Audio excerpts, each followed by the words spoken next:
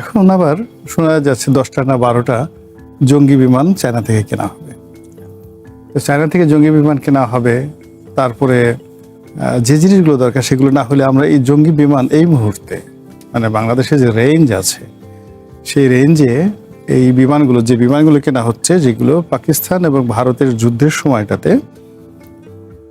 সেটা F-35 যে বিমানগুলো আছে সেগুলোর চাইতেও চীনের এই বিমানগুলো বেশি ইফেক্টিভনেস দেখিয়েছে লাস্টে। এবং এই বিমান শুধুমাত্র যে ডগ ফাইট করে ভারতের তছনছ করে দিয়েছে পাকিস্তানি এয়ারফোর্স।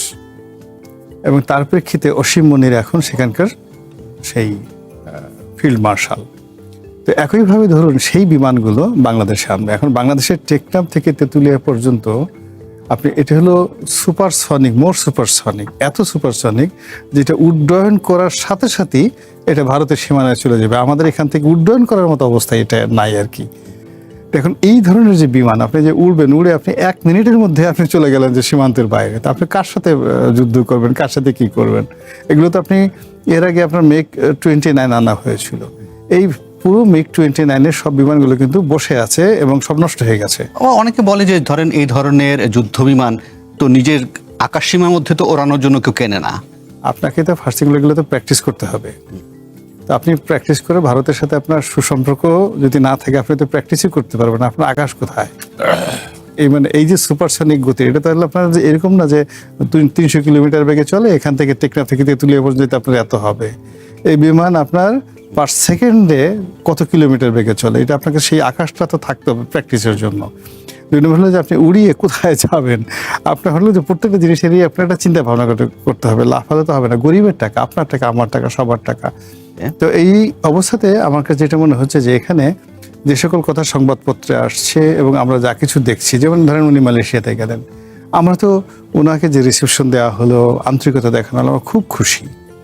কিন্তু দিন শেষে যখন মালয়েশিয়ার প্রধানমন্ত্রী তিনি যৌথ সংবাদ সম্মেলনে বললেন, মানে যাতে আমরা স্পষ্টভাবে বুঝতে পারলাম, বিবিসি রিপোর্ট করেছে যে বাংলাদেশে থেকে আপাতত কোনো শ্রমিক মালয়েশিয়া নিচ্ছে না।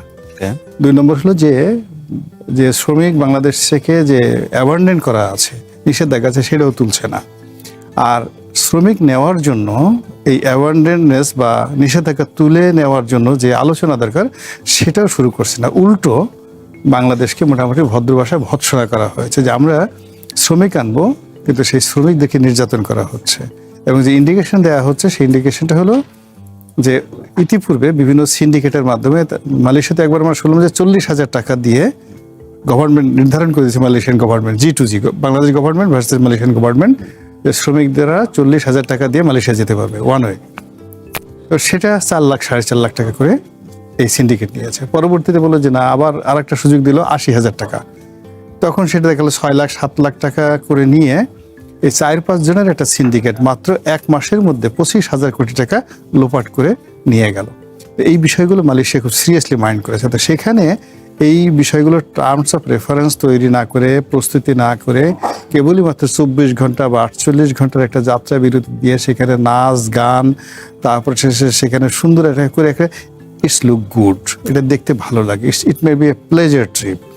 কিন্তু মূলত যে এই সরকারের এই সময়টিতে প্রধানমন্ত্রী যখন সংসদ চলছে, বাজেট অধিবেশন চলছে, তিনি যে সেখানে গেলেন, এই বাজেটের সাথে বেশি গুরুত্বপূর্ণ হওয়া দরকার। মালয়েশিয়া থেকে আমরা মোটামুটি একটা ভালো গান পেয়েছি হাবিব ওয়াহিদের, আর একটা সুন্দর কতগুলো দৃশ্য পেয়েছি, আর আমরা মোটামুটি তাকে খুব একজন মহা জাদুকরী বন্ধু, আনোয়ার ইব্রাহিমের মহা জাদুকরী বন্ধু, এবং ডক্টর মোহাম্মদ ইউনূসও কিন্তু ওনার জাদুকরী বন্ধু ছিলেন, এবং যে বন্ধুর জন্য তিনি নিজে বাংলাদেশে চলে এসেছিলেন। কিন্তু একটা সিঙ্গেল মানে এই বন্ধুর প্রেমে পড়ে ডক্টর মোহাম্মদ ইউনূস তার সমস্ত প্রোটোকল ভুলে গিয়ে তার নিজের নামে একটা ওই আদম ব্যাপারী লাইসেন্স করেছিলেন। তো এত সবকিছু বাদ আদম ব্যাপারী লাইসেন্স, কিন্তু ওনার সেই আদম ব্যাপারী লাইসেন্স দিয়ে একটা আদমও উনি মালয়েশিয়াতে পাঠাতে পারেননি। তো সেখানে এই জায়গাতে আবার এখন চায়নাতে তিনি গেলেন। তো ওখানে ধরেন তাকে যেভাবে রিসিপশন দেওয়া হলো সেই অনুযায়ী আমরা তো মনে করেছিলাম যে চায়না গভর্নমেন্ট বোয়িং 747 বা এয়ারফোর্স 1-এর মতো এরকম কোনো বিমান দিয়ে তাকে ওখান থেকে নিয়ে নেবে। এবং এই ধরনের ইতিহাস বাংলাদেশে আগে ঘটেছে, বেগম জিয়ার ক্ষেত্রেই ঘটেছে। থাকসিন সিনাওয়াত্রা তিনি নিজে মানে বাংলাদেশে এসেছেন বেগম জিয়াকে রিসিভ করার জন্য। তো সেক্ষেত্রে তিনি গেলেন, তার মতো করে গেলেন, সেখানে ডালিয়ান যে এলাকাতে গেলেন, সেখান থেকে আবার তাকে মানে যাকে বলা হয় বুলেট ট্রেনে আনা হলো। বুলেট ট্রেনে তিনি তার স্ত্রী বসে বসেছিলেন, দেখেই মনে হচ্ছিল এটা একটা যাত্রীবাহী নর্মাল ট্রেন, অ্যাটলিস্ট একটা ভিআইপি প্রেসিডেন্সিয়াল স্যুটও তো থাকতে পারতো সেই ট্রেনের মধ্যে।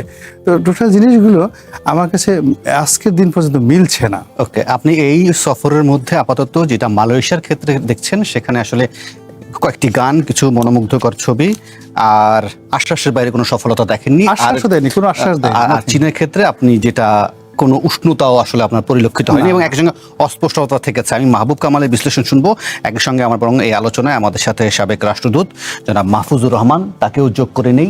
আশা করি মাহফুজুর রহমান কিছুক্ষণ আগে গোলাম মাওলা রনি বলছিলেন, তার কথা আপনি নিশ্চয়ই শুনতে পেয়েছেন। আমি বরং একটু মাহবুব কামালের কাছ থেকে তার বিশ্লেষণটা শুনি, তারপরে আমি মাহফুজুর রহমানের কাছে যাব। মাহবুব কামাল, আপনারও কি বিশ্লেষণ একই রকম? না, আমার একটু ভিন্ন। সেটা হলো যে প্রাইম মিনিস্টার কেন চায়নায় গেলেন। আপনার আমেরিকার সঙ্গে যে বাণিজ্য চুক্তি, সেটার কন্টেন্ট যা, তাতে আমেরিকার অনুমতি ছাড়া চায়না যাওয়ার কথা না। যে কন্টেন্ট, যে কোনো কিছু বাণিজ্য করতে গেলে অথবা আমার নিষেধাজ্ঞা আছে যেখানে সেখান থেকে কিছু প্রোডাক্ট কিনতে গেলে আমার অনুমতি লাগবে। কেন গেলেন? তাহলে কি আমেরিকা অনুমতি দিছে? দুই নম্বর হচ্ছে উনি কেন গেলেন, আমরা কয়েকটা প্রবেবল জিনিস আমরা আলোচনা করতে পারি। যেমন একটা হচ্ছে একটা পপুলিস্ট চিন্তা থেকে গেছে, জনতুষ্টিমূলক, যে দেখো ইন্ডিয়া গেলাম না, যেহেতু এখানকার মানুষ by and large anti Indian, দেখো আমি ইন্ডিয়া গেলাম না, আমি চায়না গেলাম। দুই নম্বর হইতে পারে যে ইন্ডিয়াকে একটা ভয় দেখানো, যে আমি চায়নার সাথে আমি গ্যাংড আপ। তিন নম্বর হইতে পারে যে কাঁচা টাকার দরকার পড়ছে। কারণটা হলো বাজেটারি সাপোর্ট। হ্যাঁ, যে কাঁচা টাকা কিরকম, যে এবার যে বাজেট হয়েছে সেখানে 6 লাখ কোটি টাকার আপনার রাজস্ব ধরা হয়েছে এবং এটা অ্যাচিভ করা খুব টাফ। যেমন গত বছর 5 লাখ কোটি টাকা হয়েছিল, সেখানে 3 লাখ কোটি টাকা আদায় হয়েছিল।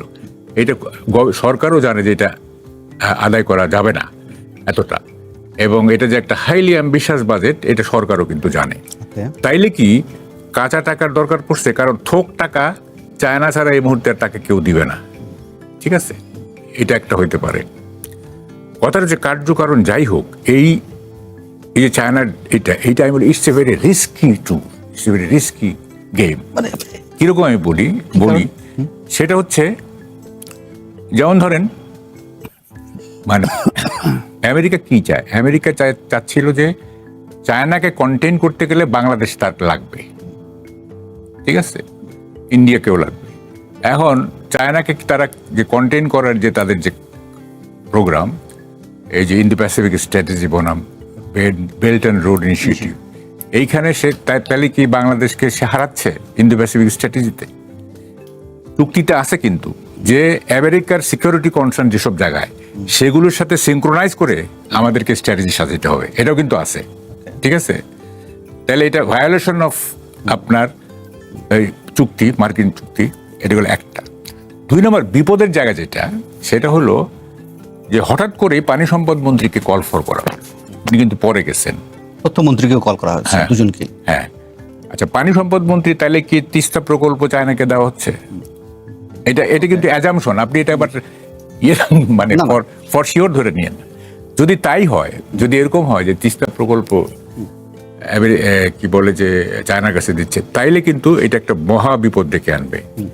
ইন্ডিয়া এখন বাংলাদেশকে ইরিটেট করে, ইন্ডিয়া কিন্তু এখন পর্যন্ত অ্যাগ্রেসিভ না, ইরিটেশন আছে নানা রকম, বর্ডার কিলিং ধরেন, যে নানা রকম। বাট তিস্তা প্রকল্প যদি চায়নার কাছে চলে যায়, তাইলে কিন্তু ইন্ডিয়ার সিকিউরিটির স্বার্থে, ইন্ডিয়ার আপনার তাদের যে মানে সো কল সিকিউরিটি বা চিকেন নেক ফেক যাটা আছে, আমেরিকা কিন্তু অ্যাগ্রেসিভ হয়ে যাবে। ইন্ডিয়া কিন্তু অ্যাগ্রেসিভ হয়ে যাবে। সেটা কিভাবে মোকাবেলা করা হবে, এটা মোকাবেলা করার মতো আমাদের স্ট্রেংথ আছে কিনা? দেখেন, বর্তমান যে ডিপ্লোমেসিটা, সেটা মানে এত ডেলিকেট, হ্যাঁ, এটা খুব সুপার ক্রাফটসম্যানশিপ লাগবে এটাকে হ্যান্ডেল করতে গেলে। যেমন আমাদের আগে কি ছিল? আগে ছিল চায়না, আমেরিকা, ইন্ডিয়া, এটা ছিল আমাদের স্টেক হোল্ডার। নতুন দুইটা স্টেক হোল্ডার হয়েছে কিন্তু, পাকিস্তান এবং টার্কি, ঠিক আছে? এবং দুইটাই কিন্তু, একটা তো নিউক্লিয়ার পাওয়ার, আর তো আচ্ছা, এখন এই যে 5টা স্টেক হোল্ডার না, আপনি যদি একটা হাইলি টেকনোলজিক্যাল, হাইলি ক্রাফটম্যানশিপ দ্বারা এটা যদি হ্যান্ডেল না করেন, তাহলে কিন্তু বিপদ হয়ে যাবে। এবং সেই যোগ্যতা আমাদের আছে কিনা, এটা একটা বড় প্রশ্ন। আরেকটা বড় পয়েন্ট আমি বলি, শোনা যাচ্ছে, মানে এগুলি কিন্তু সব অ্যাজাম্পশন, যে যেটা রনি ভাইও বললেন যে যুদ্ধ বিমান কেনার একটা কথা চলতেছে। দেখেন, যুদ্ধটা কার সঙ্গে করব আমরা, যদি কেনা হয় আর কি, কার সঙ্গে করব? এক, 2 মডার্ন ওয়ারফেয়ার তো আপনার এখন যুদ্ধ ড্রোন ভিত্তিক, যুদ্ধ বিমানের তেমন কোনো ভূমিকা নাই। আর সবচেয়ে বড় কথা, দুইটা ধরেন যে আমাদের মানে প্রবেবল যুদ্ধ কাদের সঙ্গে হইতে পারে, একটা ইন্ডিয়া আর একটা হচ্ছে মায়ানমার, তাই না? চায়নার সাথে তো আমরা যুদ্ধ করতে যাব না। পাকিস্তান তো ধরেন 1-2 হাজার মাইল দূরে আছে। তাইলে এখন এই দুই দেশের মধ্যে যদি কোনো ডিসপিউট অ্যারাইজ হয়, বা শুধু এই দুই না, গ্লোবালি ধরেন যে দুইটা দেশের মধ্যে যখন ডিসপিউট হয়, war is the worst alternative. যুদ্ধ হচ্ছে সবচেয়ে খারাপ বিকল্প। কারণটা হচ্ছে, আমি এক মিনিট, সেটা হচ্ছে যুদ্ধ শুধুমাত্র মানুষের জীবন হরণ করে না, it also causes damage to the wealth. এবং আমাদের যে ইকোনমি, এইটা যুদ্ধ অ্যাফোর্ড করতে পারে না, এটা অ্যাফোর্ড করতে পারে না। ফলে in no way, in no logic আমরা যুদ্ধে জড়াবো, ঠিক আছে?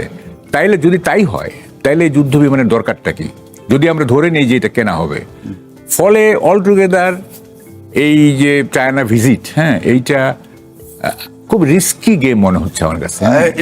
মাহবুব কামাল এবং আপনি যদি মাহফুজুর রহমানের বক্তব্য শোনেন, সেক্ষেত্রে চীনা লাইনে হেঁটে যাওয়া বিষয়টা কিরকম? মূল ব্যাপারটা হলো কি, মানে আমরা এখানে টকশোতে অনেক কথা বলি। এখন এই অ্যাম্বাসেডর সাহেব আছেন, তিনি হয়তো ডিপ্লোম্যাটিক বিষয়টা ভালো বলতে পারবেন, আমি পলিটিক্যাল যে অ্যাসপেক্ট যেটা আছে সেটা বলতে পারবো। মাহবুব কামাল আবার তার এটা সাংবাদিক দিক থেকে সেভাবে বলতে পারবে। তো যার জন্য এখানে প্যাচ লেগে যায় পলিটিক্সের। আমি শুধুমাত্র বিইং এ পলিটিশিয়ান, আমার কাছে আমি রাজনৈতিক অংশটা শুধু বিশ্লেষণ করি। সেক্ষেত্রে মাহবুব কামাল যেটা বলছিলেন, জনতুষ্টিমূলক সফর না, জনতুষ্টিমূলক তো অবশ্যই সফর, কিন্তু আমি এখানে পলিটিক্সের সাথে, মানে পলিটিক্সের দুটো আছে, এটা লোকাল পলিটিক্স আর ইন্টারন্যাশনাল পলিটিক্স। রাইট। তো লোকাল পলিটিক্স আমি 4 মাস হয়ে গেল, এখন পর্যন্ত আমি কোনো দেশে গেলাম না। লোকজন বলবে কি, আমাকে তো যেতে হবে কোনো একটা দেশে। এগুলো কোন দেশে যাব? ভারতে যাব। এখন ভারতে গেলেই তো যদি শেখ হাসিনার সঙ্গে দেখা হয়, এটা ঝামেলা। ভারতে যাওয়ার পরে যদি এখন আমাদের দেশের তো জামাতের লোকজন বলো, আরে দিল্লিতে গিয়ে দেখা হয়েছে তারেক রহমান সাহেব গিয়ে শেখ হাসিনার সাথে গোপনে বৈঠক করে আসছে, বলে এখানে একটা মিছিল করে গেল, এটা ঝামেলার ব্যাপার না? তাই জন্য সেখানে গেল না। তো এটা জনতুষ্টি। আবার মালয়েশিয়াতে কোনো দরকার ছিল না, সেখানে গেল, বিকজ এই যে আমার ভাই মহাজাদু জানে, সে বললো ইত্যাদি ইত্যাদি। পাবলিক মালয়েশিয়ার যারা লোকজন, তারাও খুব খুশি বাঙালি, তারা ওখানে হয়তো অনেক কষ্টকর পরিশ্রম করে যে আমাদের প্রধানমন্ত্রী আসছে, তো তোমার প্রধানমন্ত্রীর সঙ্গে দেখছো আমাদের প্রধানমন্ত্রীর কত বন্ধুত্ব। এটা ওখানে দেখবেন যে কয়েকদিন মালয়েশিয়ার লোকদের এটা গরম থাকবে। এটা একটা জনতুষ্টিমূলক একটা অবস্থা। চীনে একটা জনতুষ্টিমূলক বলা যাবে না, চীনের ব্যাপারটা হয়ে গেছে অনেকটা ট্রায়াঙ্গেল। মানে এটাকে আপনি যদি বলেন পলিটিক্স, ইন্টারন্যাশনাল পলিটিক্স, এখানে আমি ডিপ্লোম্যাসি বলছি না, ডিপ্লোম্যাসি হয়তো অ্যাম্বাসেডর সাহেব বলবেন, কিন্তু রাজনীতি যদি ধরেন, তাহলে রাজনীতিতে কখনো 2 নৌকায় পা দিতে হয় না, কখনোই 2 নৌকায় পা দিতে হয় না, এবং এটা কখনো রাজনীতি এফোর্ড করতে পারে না, পলিটিক্স কখনো এফোর্ড করতে পারে না। You must very straightforward. মানে এটা হলো লিডার। এখন যারা লিডার আছে, দেন বনের বাঘ লিডার, বাঘ কখনো বাঁকা যায় না। এখন দেখবেন যে বাঘ যদি কখনো কোনো একটা নদী পার হয়, পার হতে গিয়ে সে টার্গেট করে উপরে গিয়ে সে ওই জায়গাতে উঠবে, কোনো স্রোতের টানে হয়তো তাকে 10 গজ সে দূরে চলে গেল, সে আবার ফিরে আসে। আবার ঈগল, আপনি দেখেন সে একেবারে সে 20 কিলোমিটার উপরে থেকে সে টার্গেট করে সে ঠিক ওই জায়গাতে সে সেইভাবে যায়। হিউম্যান মধ্যে যে আমরা যারা নেতা, বা আমাদের মধ্যে যারা নেতা হবেন, তো এখন তিনি প্রধানমন্ত্রী, মানে কি উজিরে আজম, তো আমাদের যত নেতা আছে তিনি হলেন নেতাদের নেতা। তো কাজী তার যে ভিশন এবং মিশন হবে ওয়ান ওয়ে। এখন চীনে যাওয়ার ক্ষেত্রে তাকে মূল ব্যাপার হলো, চীনে যাওয়া মানে আমি আমেরিকার সঙ্গে যে চুক্তিটি করেছি সেই চুক্তি কুচি কুচি করে ছুঁয়ে ফেলবো। এখন বঙ্গবন্ধু যে ব্যাপার, আমাদের এটা শোনা কথা, এটা যারা চাক্ষুষ, উনি যখন আসলেন পাকিস্তান থেকে আসলেন, আসার পরে তাজউদ্দিন সাহেবরা ভারতের সাথে মুক্তিযুদ্ধকালীন সময় একটা এরকমভাবে এমওইউ সাইন করেছিলেন যে এই পররাষ্ট্রনীতির ব্যাপারে ইত্যাদি ইত্যাদি। তো সেই জিনিসগুলো যখন বঙ্গবন্ধুর সামনে দেওয়া হলো, উনি যখন বাংলাদেশ আসার পর উনি পড়ে কি, আমি বিদেশে যাব ভারতের দিল্লির অনুমতি নিয়ে, আমি এইটা করবো এটা নিয়ে বলে তিনি সবার সামনে সেটা ছেড়ে ফেললেন। সেই জিনিসগুলো হলো দিস ইজ দ্য লিডারশিপ। যখন তাকে দিল্লি থেকে বলা হলো যে আপনি ইসলামাবাদে যেতে পারবেন না ওআইসি সম্মেলনে, তিনি সঙ্গে সঙ্গে ভুট্টোকে ফোন করলেন যে ভুট্টো তুমি আমাকে স্বীকৃতি দাও, আমি এখনই আসতেছি তোমার এখানে, আমি আসবো, আই উইল জয়েন। তো মূল ব্যাপার হলো যে এখানে এখন আমাদের একটা জিনিস হলো যে আমেরিকার সাথে একটা চুক্তি হয়েছে, সেই চুক্তিতে যে কথাগুলো লেখা আছে সেখানে আপনি পুরো আমেরিকান হয়ে খোলামেলা বলবেন যে আমি এটা মান্য করব এবং আমি আমেরিকার সাথে কৌশলগত পার্টনারশিপ করব। That is politics. ডিপ্লোম্যাসি এখানে নানা রকম কথাবার্তা বলতে পারে, ডানে যাবো বামে যাবো, সেটা ডিপ্লোম্যাটিক হতে পারে। কূটনীতি মানে কূটনীতি এটা আলাদা পাবে। কিন্তু আমরা যদি পলিটিক্স ধরি, পলিটিক্স মানে ভেরি স্ট্রেট অ্যান্ড ফরওয়ার্ড। হ্যাঁ, আমি আমেরিকার সাথে আছি, আমার সাথে যারা থাকবা আসো, না হলে আমাকে বিরোধিতা করো, লেটস ফাইট। আচ্ছা, 2 নম্বর হলো যে এই যে ক্ষমতায় আসার পরে আমরা বাংলাদেশে ধরেন কিছু না কিছু বটে, কিছু না কিছু রটে। এই যে বিএনপি হঠাৎ করে ক্ষমতায় আসছে, সবাই যেটা বলছে এখানে মার্কিন ডিপ স্টেটের একটা পলিসি ছিল, ডক্টর ইউনূস পারছিল না, সে এখানে লন্ডনে গিয়ে তাদের সাথে একটা নেগোসিয়েশন হয়েছে। তারপরে ভারত এখানে বলছে ঠিক আছে, একটা গ্রিন সিগন্যাল দিচ্ছে। নচেত জয়শঙ্করের মতো মানুষ যেখানে ডক্টর মোহাম্মদ ইউনূসের সাথে সে পাশে দাঁড়ানোর মতো দাঁড়ায়নি। যখন বেগম জিয়া মারা গেলেন, ডক্টর মোহাম্মদ ইউনূস প্রাণান্ত চেষ্টা করেছেন অ্যাটলিস্ট একটা হ্যান্ডশেক করার জন্য জয়শঙ্করের সাথে। তো সেখানে তিনি হ্যান্ডশেকটা করলেন না। আর সেই জয়শঙ্কর, তারেক রহমান সাহেব তখন বিরোধী দলে মানে জাস্ট একটা পলিটিক্যাল লিডার, তার সাথে দেখা করার জন্য সে বসে আছে। তাহলে এখানে ভারতের আন্তরিকতাটা কোন পর্যায়ে ছিল? তো সেই আন্তরিকতাটা এখন এমন পর্যায়ে চলে গেছে যে এখন ওখান থেকে শুভেন্দু বলছে 10,000 পাঠাবে, ওখান থেকে মানে আসামে প্রায় 12 লাখ লোক রেডি করে রেখেছে যাদেরকে পরিচয় নাই, পাসপোর্ট তারা বাংলাদেশি লোক। হ্যাঁ, তো পশ্চিমবঙ্গে আছে আরো মানে 30 লাখ, সব মিলিয়ে বলতেছে 50 লাখ লোক বাংলাদেশি লোক, তাদেরকে আমরা তোমাদের দেশে পর্যায়ক্রমে পোষণ করব। এই সম্পর্কটা হলো কেন? এখন এখানে যদি চায়নার সঙ্গে আমাদের একটা কৌশলগত রিলেশন করতে হয়, সেই কৌশলগত রিলেশনটা হবে just like Sri Lanka, just like মালদ্বীপ, জাস্ট লাইক নেপাল। এখন আপনি তাদের মতো হন, চায়নার সাথে কাজ করেন, কিন্তু আপনি যদি 2 নৌকায় পা দিতে যান বা 3 নৌকায় পা দিতে যান, দিল্লিতে, ওয়াশিংটনে, সেখানে as a student of politics, রাজনীতির একজন ছাত্র হিসেবে এটা just like a suicidal attempt. জি, মাহবুব কামাল, আপনার বিশ্লেষণটা কিরকম হবে? সেটা হচ্ছে যে ধরেন রাজনীতিতে উনি বলছেন যে 2 নৌকায় পা দেওয়া, কিন্তু কূটনীতিতে তো এসে আসলে ভারসাম্যটা রক্ষা করাটা জরুরি। আবার যখন আপনি বলেন যে বাংলাদেশ ফার্স্ট, বাংলাদেশের স্বার্থই প্রথম, তাহলে তো আপনাকে নিশ্চয়ই সে ব্যালেন্সটা রক্ষা করেই তো চলতে হবে। আপনি এতগুলো পরাশক্তিকে পাশে নিয়ে নিশ্চয়ই কারোর সাথে তো নিশ্চয়ই আপনি সম্পর্ক খারাপ করলে হিতে বিপরীত হওয়ার কথা। বলছি দেখেন, প্রথমে চায়নার রাষ্ট্রীয় চরিত্রটা একটু বুঝতে হবে, তা নাহলে কিন্তু আমরা উই মে বি মিসলেড। সেটা হচ্ছে China can never be a permanent friend, কখনোই স্থায়ী বন্ধু হবে না চায়না, এটা তার চরিত্রে নাই। হাসিনাকে তারা ওয়ার্মলি রিসিভ করছে, ইউনূসকে ওয়ার্মলি রিসিভ করছে। এই আমরা দেখবো শি জিনপিংয়ের সাথে, সেখানেও দেখবেন যে এটা পার্মানেন্ট ফ্রেন্ডশিপ নাই। চায়নার একটা কনসার্ন, সেটা হচ্ছে বিজনেস, ব্যবসা। ঠিক আছে, এটা কি কারণে? চায়না জানে যে আমেরিকার সাথে মিলিটারি স্ট্রেংথ পারবে না, তাইলে কি হইতে হবে? আমেরিকার ইম্পেরিয়ালিজমের বিপরীতে কি হইতে হবে? কিন্তু আবার চায়নাকে যদি এই অঞ্চলের পরাশক্তি হতে হয়, সামনের দিনের লিডার হতে হয়, তাকে তো নিশ্চয়ই এই বন্ধুর সংখ্যাও তো বাড়াতে হবে। বলছি China wants to be economic imperialist, অর্থনৈতিক সাম্রাজ্যবাদ। চায়না আমেরিকার মতো ওই মিলিটারি সাম্রাজ্যবাদ না। এই জন্য তারা অর্থনীতিটাকে তারা জানে যে আমেরিকার সাথে তারা পারবে না, মিলিটারি স্ট্রেংথে পারবে না, তার মধ্যে অর্থনীতি দিয়ে কন্ট্রোল করতে হবে। এটা হচ্ছে তাদের বেল্ট অ্যান্ড রোড ইনিশিয়েটিভের ইয়েটা কিন্তু মূল। আচ্ছা, এখন দেখেন, এবং চায়না কিন্তু কখনো বিপদের দিনে আসে না, ঠিক আছে? যেমন ধরেন যে 71-এ যে আমাদের লিবারেশন ওয়ার, তারা it did not come to us, তারা পাকিস্তানের সঙ্গে গেছে। কি কারণে? ওইটা একটা ট্রায়াঙ্গুলার পলিটিক্স ছিল, আমেরিকা, চায়না এবং পাকিস্তান, আসে নাই আমাদের এখানে। এবং আপনি যেটা বললেন না, সেইটা এইটা চলবে না, আপনার কনসেপ্ট চলবে না। 72 কনস্টিটিউশনে ছিল friendship to all and enmity two নান। এই তো, এটা চন্দ্রগুপ্ত আমলের কথা, পাল বংশের আমলের কথা। মাঝখানে বহু বছর পার হয়ে গেছে, ওয়ার্ল্ড অর্ডার চেঞ্জ হয়ে গেছে। আপনার আপনার কি বলে যে রাষ্ট্রে রাষ্ট্রের সম্পর্ক চেঞ্জ হয়ে গেছে, সবকিছু চেঞ্জ হয়ে গেছে। এখন আপনাকে ওই ব্যালেন্স করে চললে আপনি বিপদে পড়বেন না।